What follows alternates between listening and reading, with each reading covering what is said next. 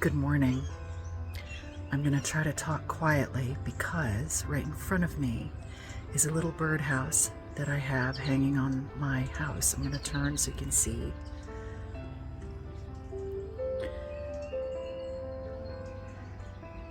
See it there on the wall right by the light?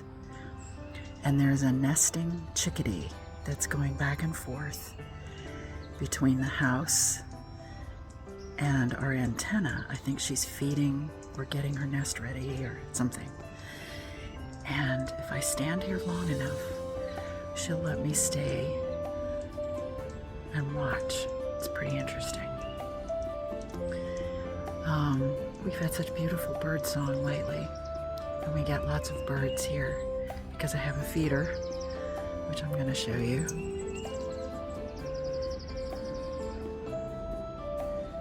There it is.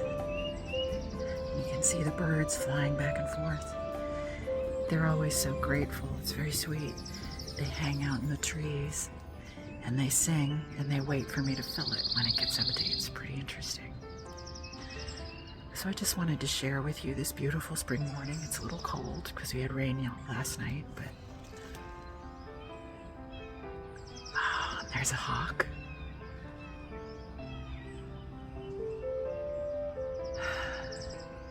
It'd be nice if the world was this peaceful all the time, wouldn't it?